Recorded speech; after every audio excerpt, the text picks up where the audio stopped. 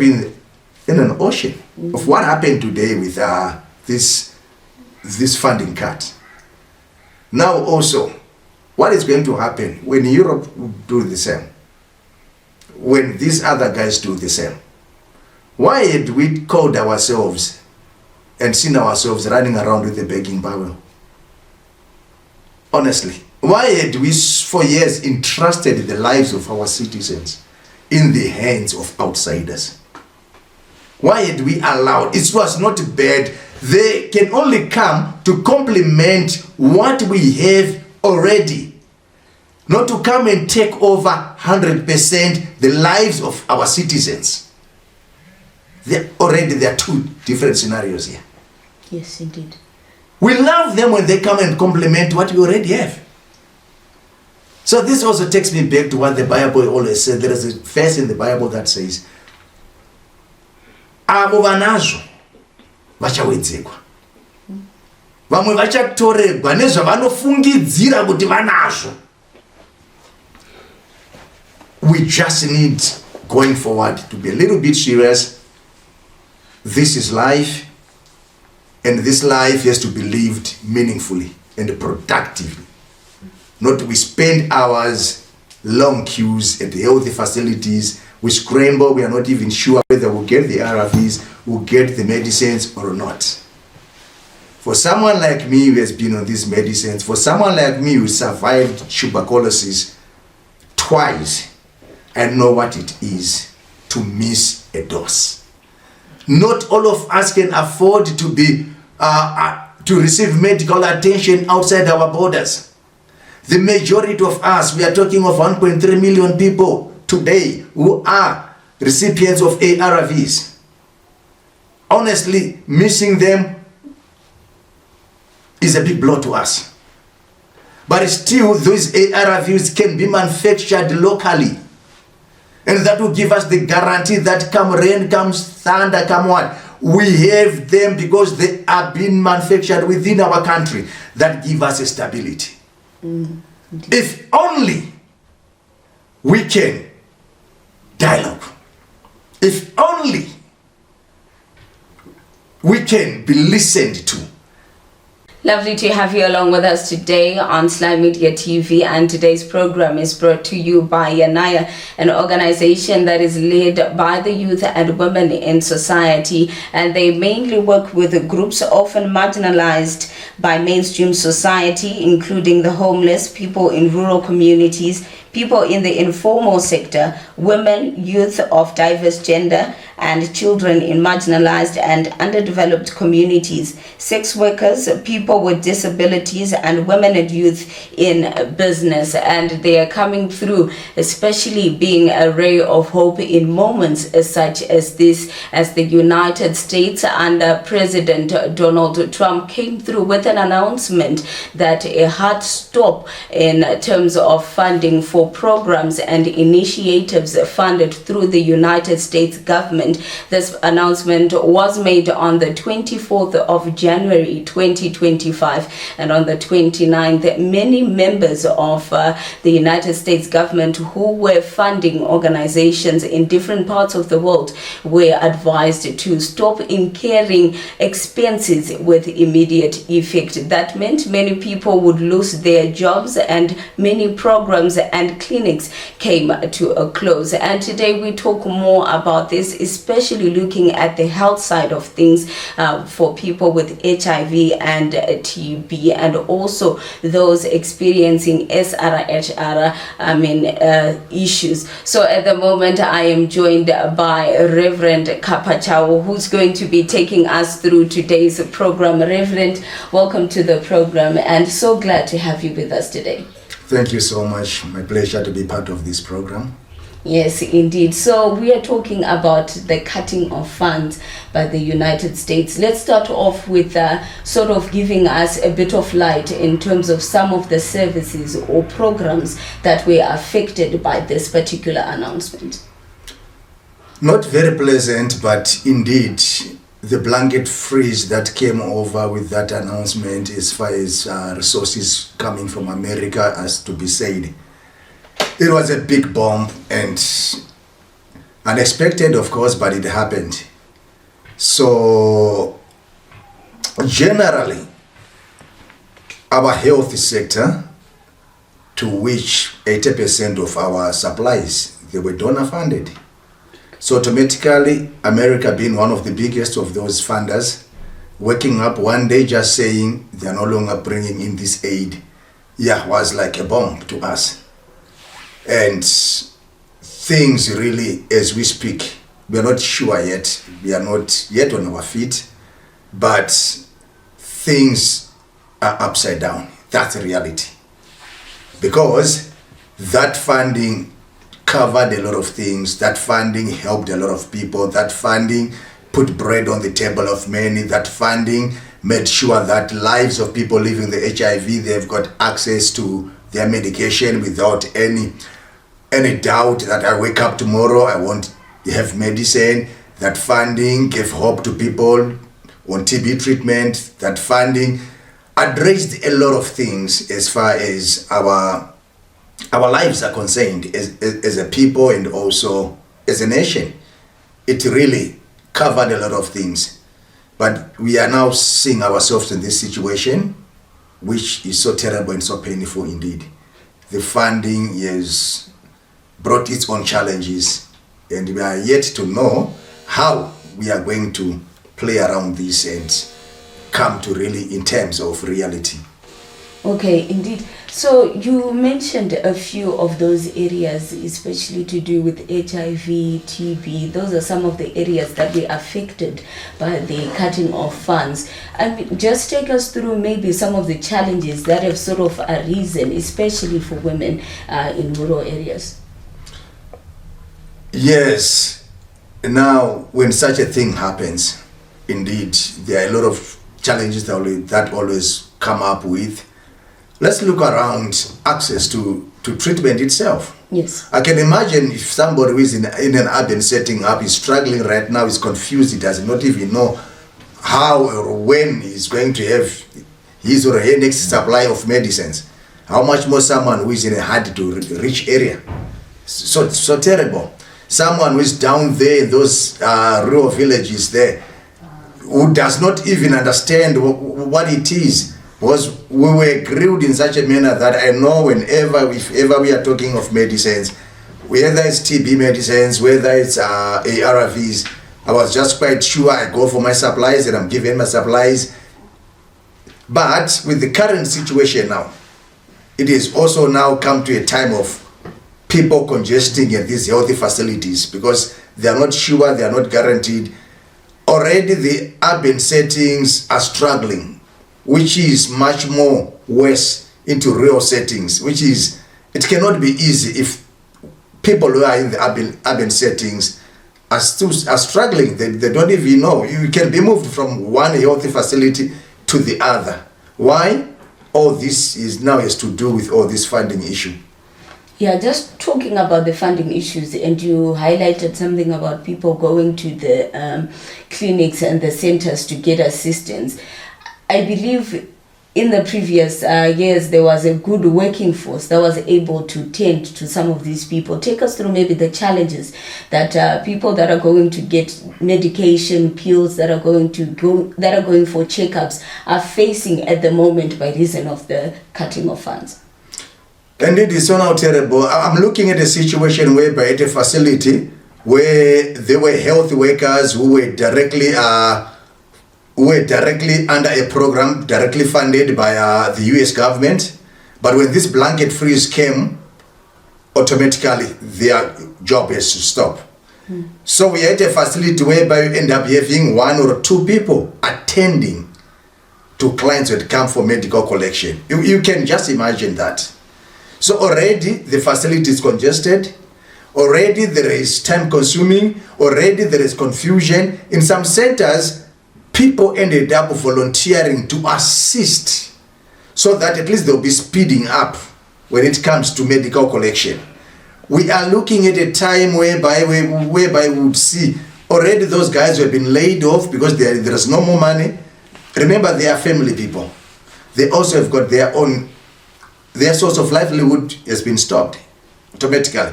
They have families, they have children, they have extended families to look after. I can imagine, I can feel for that person. There comes the issue of stress, there comes the issue of depression, there comes the issue of mental health. Because this thing just came in, boom, unexpected. No one was prepared, no one, you can just see that. So it brought its own set of challenges. And we are coming back to a facility whereby you really know that I don't think it's proper for somebody to be at a facility for more than an hour.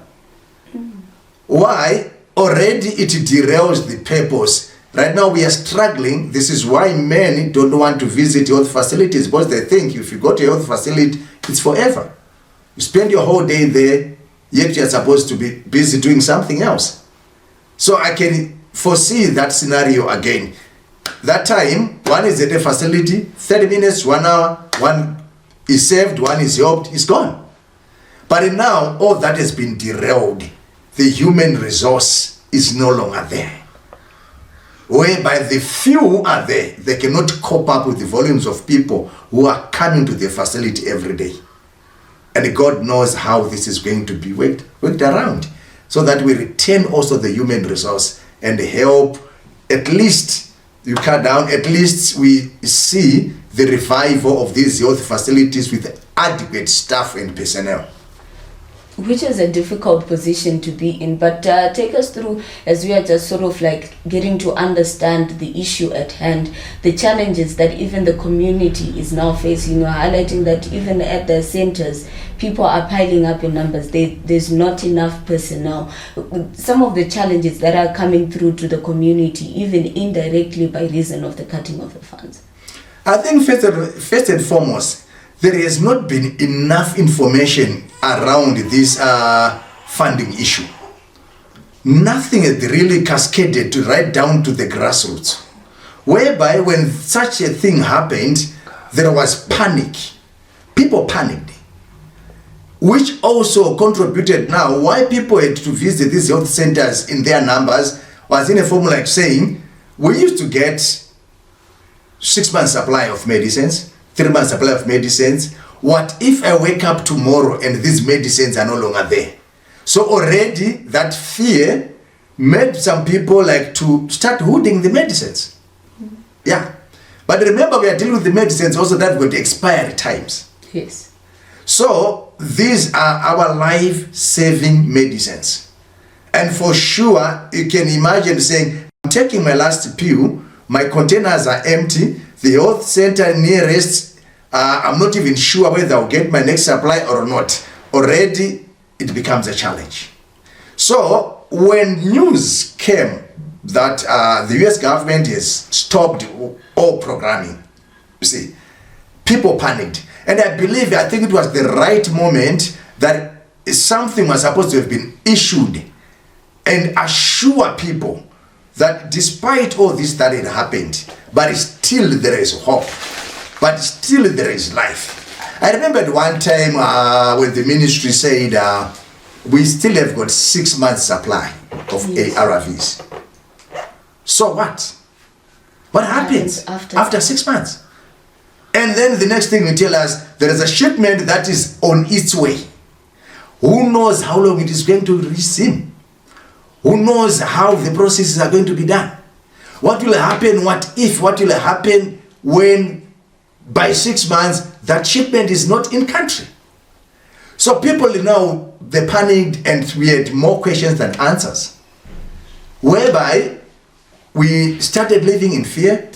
We wouldn't know who is who now, how serious this thing is going to be, for how many months are we going to be affected. So that panic mood alone and no proper position came from the relevant authorities. But what we needed was an assurance. What happened, it happened. And this had always worried us over time. I've been living with HIV since 2002. I started my medications in 2005. I'm still on first line medication, which I know through recommendations and it's cheaper for our governments to buy. It's cheaper.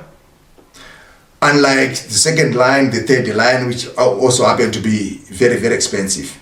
But still, someone like me has been on medication now. This is my 20th year on medication. I just wake up and then be told, now I used to get 3 months supply, 6 months supply. Then I wake up and then you tell me you're giving me 1 month supply. I get worried. Yes. I really get worried. Because I don't know what will happen after 1 month. You know, these things are not new to our situation. They are not new. But somewhere along the lines, maybe someone has been sleeping on duty over time. It's not surprising what is happening today. It has been long overdue. In many forums, as people living the HIV, we had always said, we cannot keep on be supported by a father who is a neighbor, as if our own father is not around. We cannot trust somebody to take care of our people as if we are not alive. So 80% of all these medicines that has now put people in panic mood has been funded from external. But yet we have relevant ministries and relevant authorities who are supposed to be taking care of this. One great thing that we've done as a nation, and where even Africa came and learned from Zimbabwe, when we introduced the AIDS levy. Okay. Brilliant. I tell you, that was brilliant.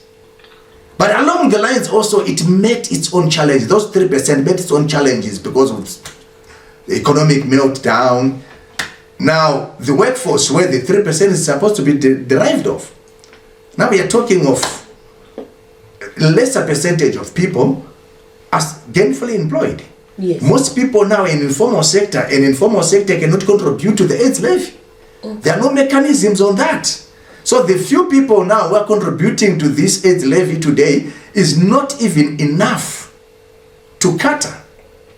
There's always been a push after the AU meeting that at least when we do our national budgets, let's try and give our health ministry 15% allocation of our national budgets. That's a wish. It has never happened. Actually, our last budget and the current budget, there was a cut. Yeah. Our last budget was somehow around 10%. And this 2024-2025 budget is around 8-point-something% towards health. And now we are in this catastrophe. So what are we saying? You see, that external funding is no more there. It's dry. What we need as a people is assurance. What we need as a people is access to our medicines. What we need as a people is access to quality health service.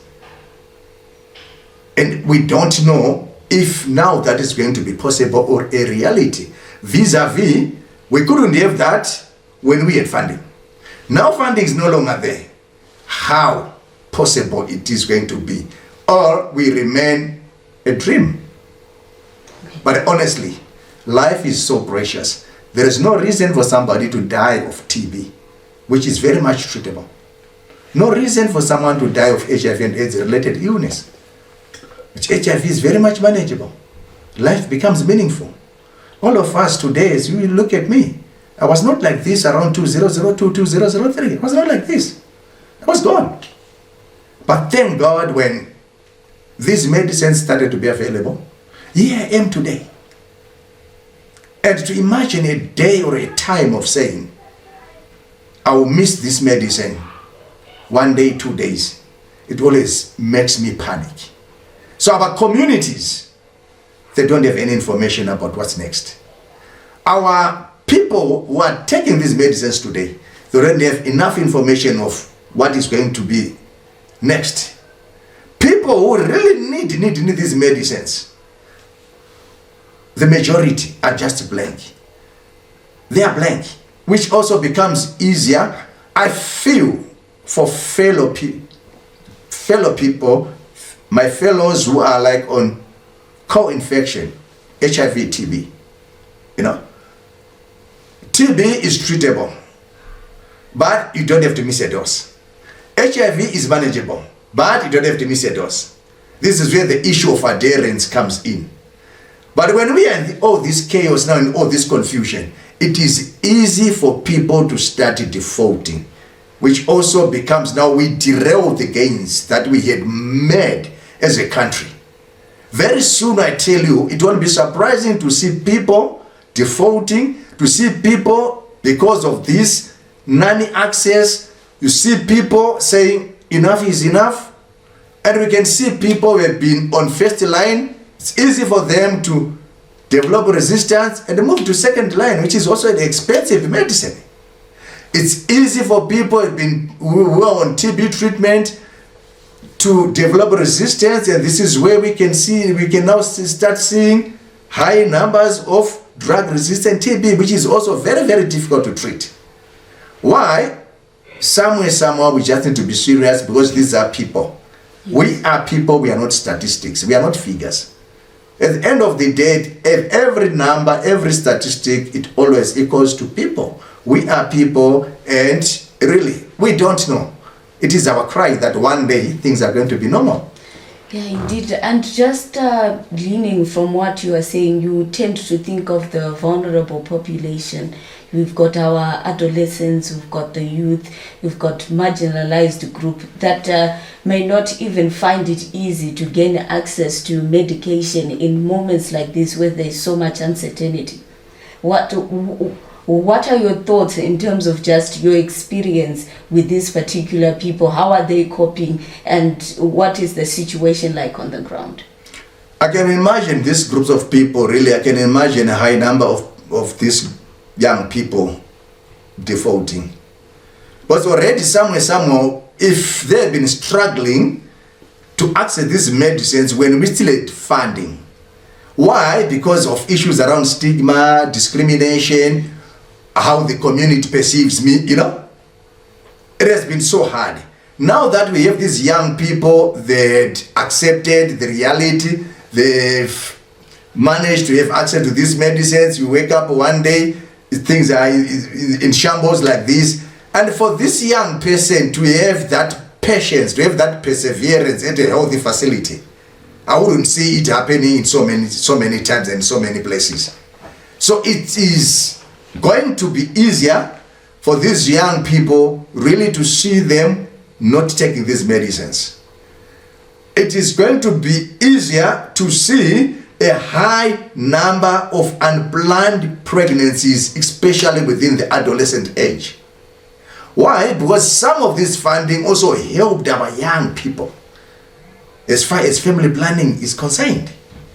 Now, because we no longer have got access to these, honestly, it's easy to see a high number of school dropouts. Let's expect those ones. I tell you, it cannot be now, but as long as we are not going to be so much organized, if we're not going to take these things very, very serious, I tell you, it is going to be easy to reverse everything that we had gained. We are going to see, it's easy to see our communities blooming with unwanted pregnancies. That will also lead to another problem of backyard abortions, which automatically also high risk of deaths. Indeed. Because I like the fact that you're talking about this, because now I was about to ask about the long-term effects of the cutting of funds by the United States government, as you are rightly alluding that we're going to have school dropouts, a lot of unwanted pregnancies, backyard abortions, which means that we're going to be losing a lot of youngsters to unsafe health practices. Indeed, that is very much inevitable. We cannot run away from that fact today. We can't. But all the same, Zimbabwe as a country, Africa as a whole, is not poor. I think we just need somehow to align our policies. Somehow we just need to bring together stakeholders who put our hands on the desk. Guys, what do we do? Africa is not poor. Zimbabwe is not poor. I love one fact that Zimbabwe, I think we are second educated Africans in Africa. But with all that education, we had also become a grooming ground for other nations to harness from us. We have trained professionals who have been leaving the country. Once our doctors, our health professionals graduate, because there is nothing to offer them, they go. So we've been grooming these people for other people to benefit out of nothing, which is also very, very painful. It's very, very painful, because we need them here. They have to help us. They have to help their nation. So Zimbabwe as a nation, I don't think with all this education that we have, I don't see any reason why we should be, or why we have not really come out clear on what's next vis-a-vis this funding freeze. Because remember, this is not only the United States. As we speak right now, Global Fund also is coming in. Global Fund, because of a lot of uncertainties, Global Fund was one of the beneficiaries, of course, of the US government funding. They are also pulling the strings and advising all countries that were receiving Global Fund money to say, let us now give priorities to essential areas. So we are looking at right now, whatever money that is there in country in Zimbabwe for Global Fund, we're expecting a 20 to 40% cut of the programs that they were funding. Can you imagine that? Yeah, that is a big... So it's also going to be a big blow Indeed. to us as a country. We've been crying, America has done this, now Global Fund is coming in again. And so we're going to see a lot of programs being disrupted, a lot of programs being stopped, and a lot of programs being streamlined. Healthy in our situation, of course, it's HIV, it's TB, it's malaria, it's adolescents, But let us not forget also that some of these funds were helping us even in non-communicable diseases. Someone living with HIV today is so much vulnerable. We have people who have been now looking on chronic illnesses. So all those things at the end, they need resources. And resources which we don't even know where we are going to have them from. How we are going to revive this situation, how we are going to bring it back. But I had always stood, we said it yesterday, we said it yesterday. We need a homegrown solution that will take us out of this. Okay. There is no way we can continue depending on external funding as if we are poor. Zimbabwe is not poor.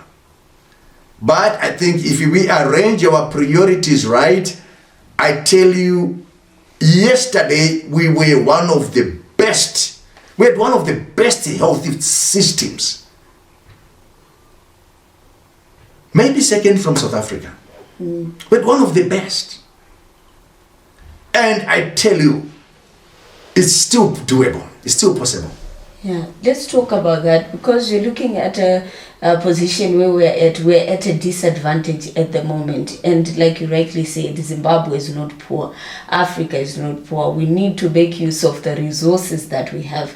Take us through, baby, what even the government can do, what the society can implement, what we can do as a nation to maybe just alleviate the problem, be our own people, and stand on our two feet and survive this particular pandemic that we are faced with. Thank you so much on that one. When we are saying, I love the notion of saying, leaving no one and no place behind. You cannot talk on behalf of people living with HIV, not involving them. Because we say nothing about us without us. So you cannot plan in your meetings about how are we going to move around, how are we going to manage this situation of maybe non-availability of ARVs, non-availability of TB medicines, minus the very people that are making use of the services. Yeah. Okay. So we are the ones who are put on these shoes. We know which food is eating most. Bring us on table. Let's dialogue. Let's dialogue with the ministry. Let's dialogue with the private sector. Let's dialogue with the religious fraternity. Let's dialogue with, let us all come there. Let's have a multi-stakeholder dialogue. But I tell you, since that blanket that funding cut, nothing of such has happened. So unegoronget kwa munyi pozongo buda zvabuda kuzongonzi vazoti aiwa musahla zvinhu zvakadai. Bring us on the table. We tell you how we are feeling. We tell you how we are looking at these things. Bring the young people there. Listen to them. How are they feeling? So what can we do best?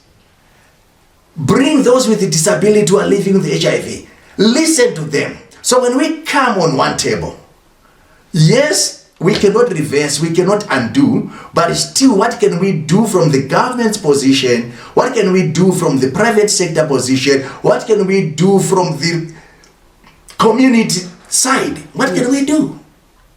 You see, only then we will start the journey going somewhere. Okay. Because in particular, remember, at one time we asked ourselves, what is the logic? Why in the first place also should we continue importing some of these medicines? Yet as a country we've got pharmaceutical companies that can produce these medicines. So why can't we make use of them? But that needs the government coming in. That needs the private sector coming in. When we take that direction with the blessings of those in authority, I tell you, we cannot be crying about some of these things. But religiously, what has been the point? We have pharmaceutical companies in Zimbabwe. They are running, all they need is to be supported. Yes. That's all they need. We are not building hospitals. We have hospitals already. All they need is they need to be capacitated. We are not inventing this wheel. We have the things already within us. But what do? Please, guys, let's come. Let's dialogue. Let's revive these things. And once that happens, we can cry for 6 months. We can cry for 1 year. And I tell you, Zimbabwe, boom, we can always be on top. Our people will still enjoy a healthy life. We are not asking for quantity life. We are asking for quality. This is what we are asking for. And I tell you, we have leaving no one, leaving no place behind. And we want to appreciate even the Second Republic. They have done good, there is room to do better. When we come on one table, now this is a matter of life and death. Not all of us can afford to be to receive medical attention outside our borders. The majority of us, we are talking of 1.3 million people today who are recipients of ARVs. Honestly, missing them is a big blow to us. But still, those ARVs can be manufactured locally. And that will give us the guarantee that come rain, comes thunder, come what, we have them because they are being manufactured within our country. That give us a stability. If only we can dialogue. If only we can be listened to as the consumers of this product, I tell you, it can ease and erase some of this confusion that we are having right now. Yeah, hopefully that would be the situation, because this brings us to a point whereby I would really like to know. I mean, there's a lot of change and it has come so suddenly, and people are just trying by all means to adjust. In terms of just what is being prioritized at the moment in terms of essential services, what have you noticed, and who is benefiting, who is still in a stable position, who is winning, and what's really happening on the ground? You know, at the end of the day, the funder who brings in money will tell you where to direct the money to. You cannot control that money because it's not your money. So they've got their own ways of saying, we think A, B, C are priorities to us with our money. But we as a country, we as a nation, what role, what is our contribution when all this is happening? What is our contribution? Because already previously we've been lacking behind.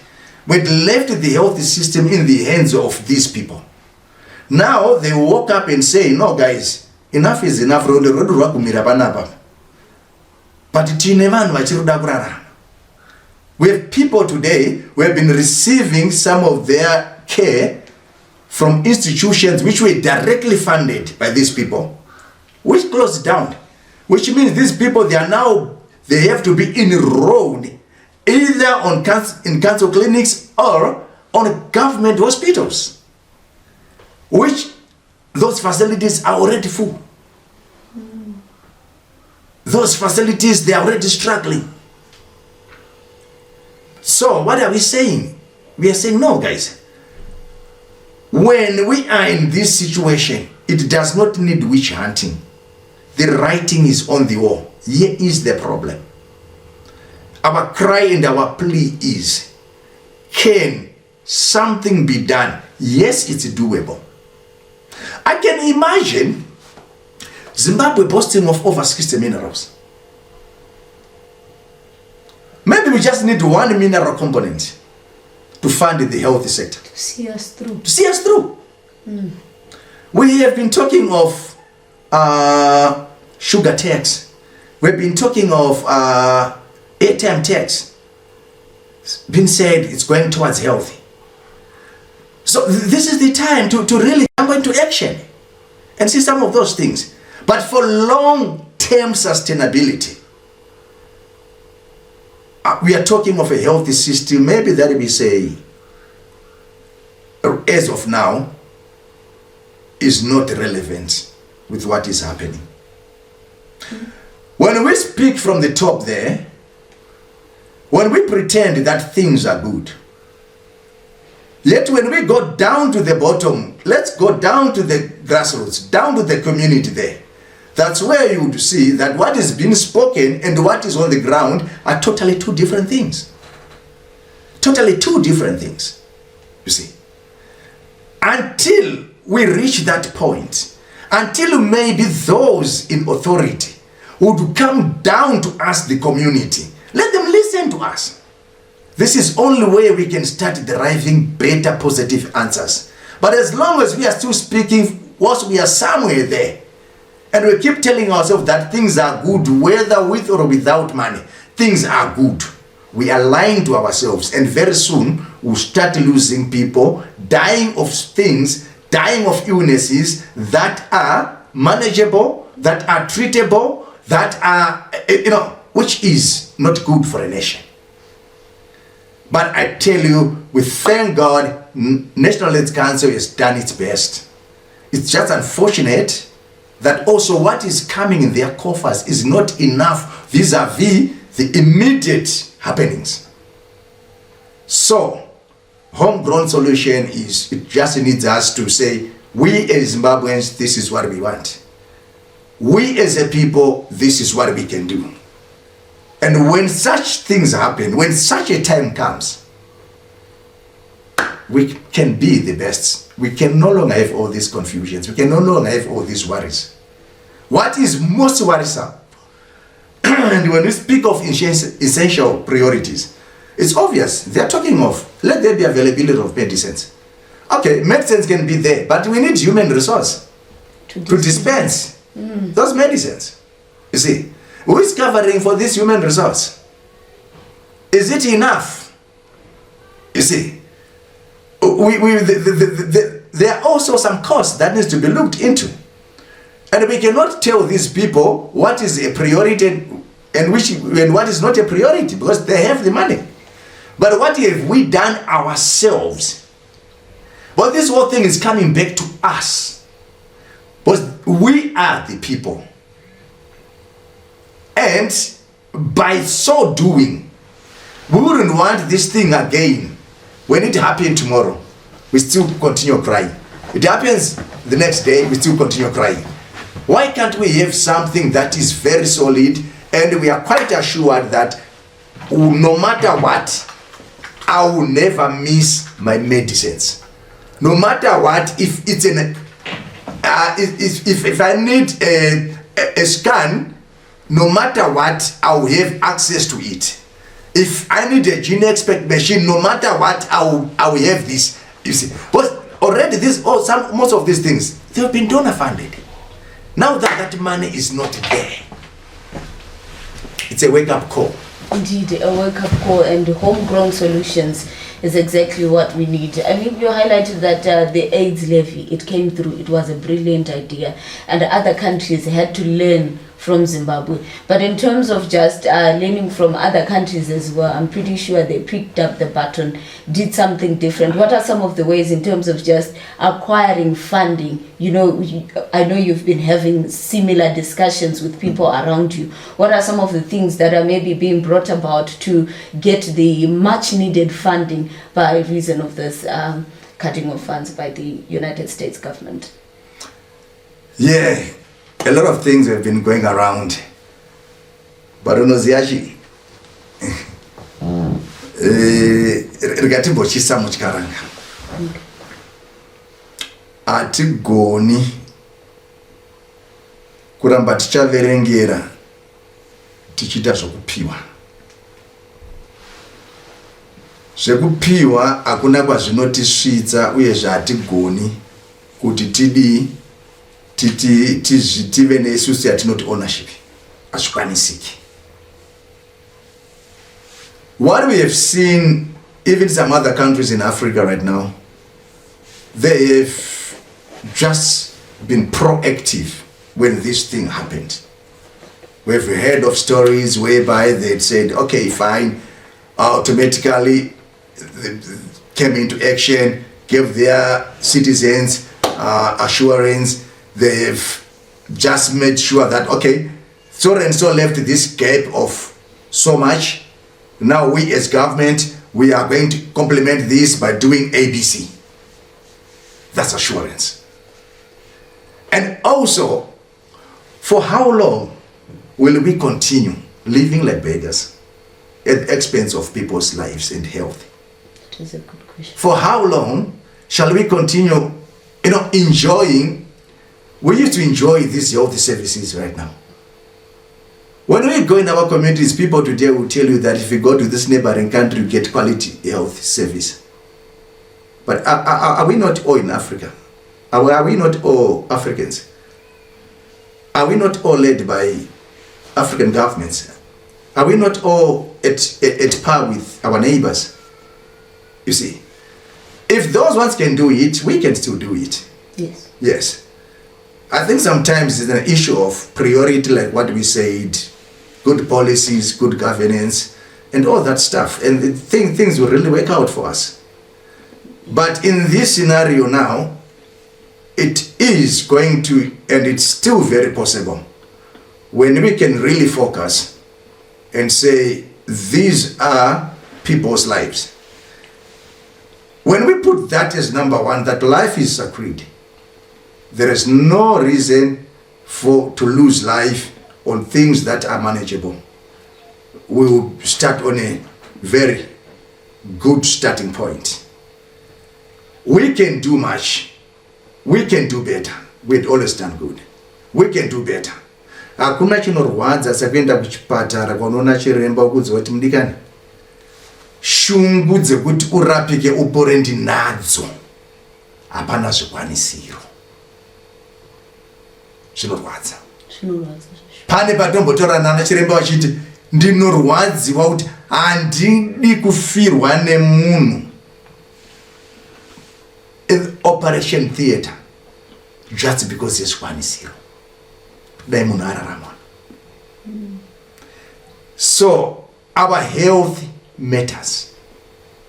We cannot see the effects of it today, of these funding cuts. We cannot see them today, but I tell you, we wouldn't want to be caught again in surprises and sixes and nines. I tell you,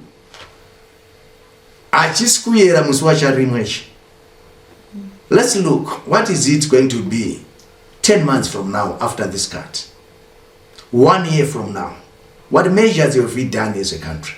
What measures have we done as a province? What measures have we done as a community? What safety nets have we done?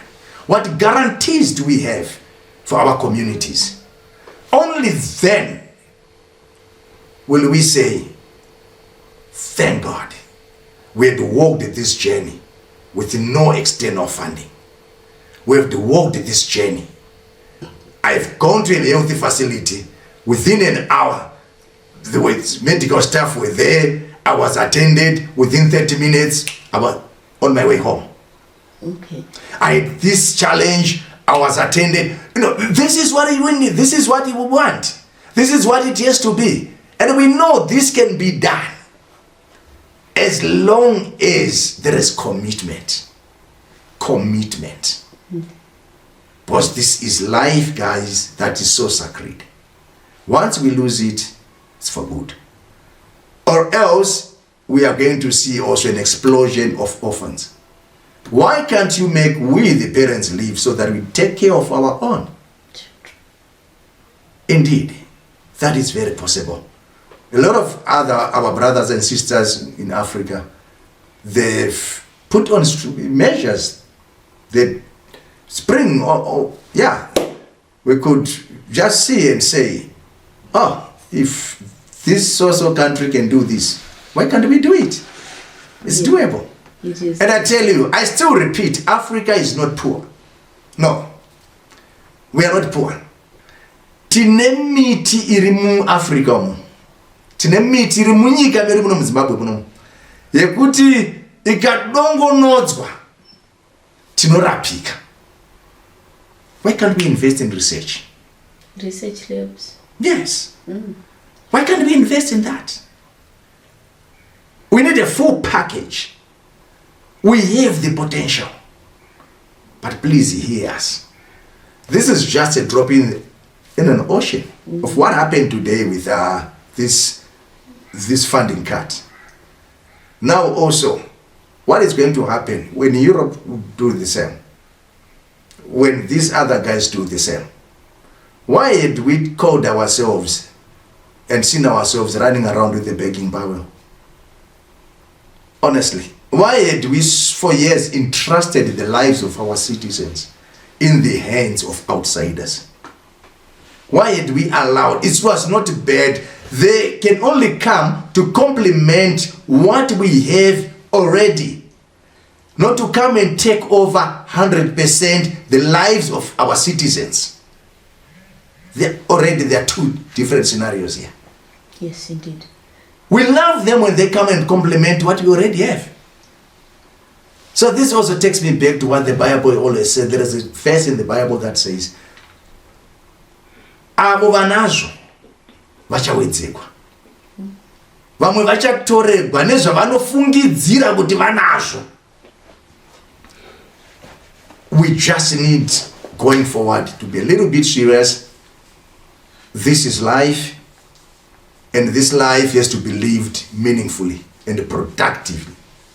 Not we spend hours, long queues at the healthy facilities, we scramble, we are not even sure whether we'll get the RVs, we'll get the medicines or not. For someone like me who has been on these medicines, for someone like me who survived tuberculosis twice, I know what it is to miss a dose. And please, we don't want to die before time. Ngatifeine nguva yaMwari kwete kufa nekuti pane situation yaitika. Yeti zvinhu zvichikwanisa kugadzirisika, zvinhu zvichikwanisa kuti zvidzoke panzvimbo sezvo zvakanga zvari kareko zvinoita. Okay, such an inspirational life, and I believe you are an inspiration to many, and we are so grateful for your life. So in all of this, I believe you have learned a lot of lessons and you are speaking from experience. But I just want to hear from you. Do you think as a nation we are learning, and are we learning quickly enough? And what have we learned so far? To be honest with you, we have not yet started learning. But if we had learned, we could have maybe left our high offices and come to the grassroots. It is only when we come to the grassroots then we understand what a messy situation we are. When we go out there, when we go to these health facilities, we have first-hand information. When we say people are spending the whole day at the health facility, then you think it's one of those things. Until you come there, then you can appreciate what we are saying. Then you can only appreciate and say, guys, this is not, we cannot quantify abnormality to become normal. What is abnormal is abnormal. We can't. Yes. So please, as a country, I think we have not yet started even the journey. We spoke that we have 6 months supply. Where did we get it from? Did we ever gone to the warehouse to physically check? What steps are we taking? Yes, you said the shipment is on the way, and what? This is another stage. Whether it's on the way or it's not on the way. But the reality on the ground is, do we have these medicines in our health centers? Well, they're not supposed to be at the warehouse, they're supposed to be in our health centers. Do we have them? If we have them, are they still adequate enough? Are people still getting the 3-month supply, the 6-month supply? Okay, fine, we have the medicines, fine, things are like this, but still, do we have safety nets? What can we do now that things are like this? Because I want to believe by now, since all these things happened, there was supposed to be that issue that I had always spoken about and that I had always cried for. Why can't we bring all stakeholders?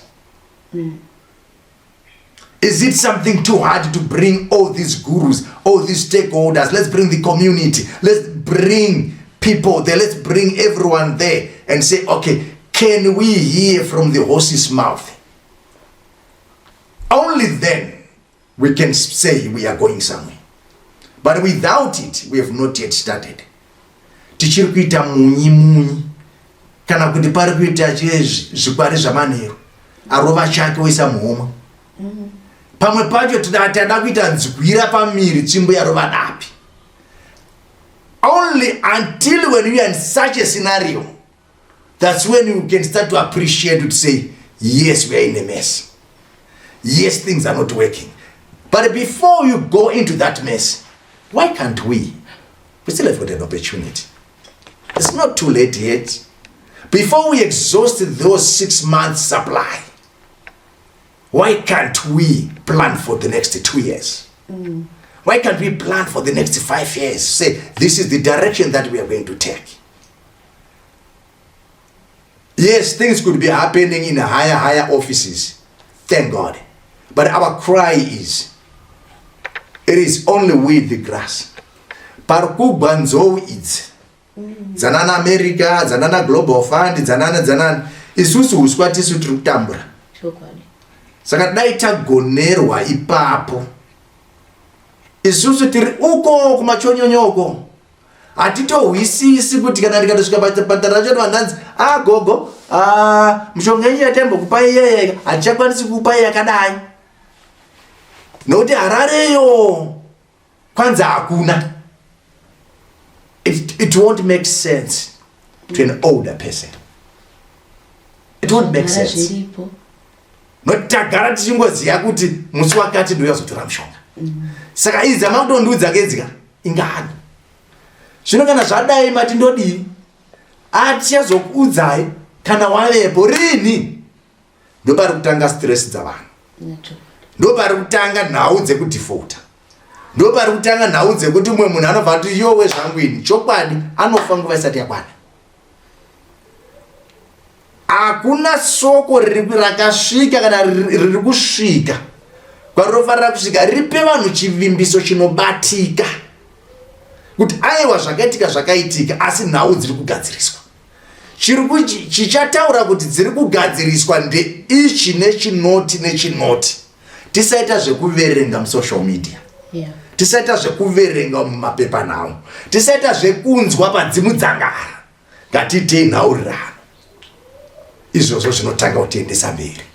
Tinotenda nenguva yenyu muzvara nhasi Reverend Kapachao.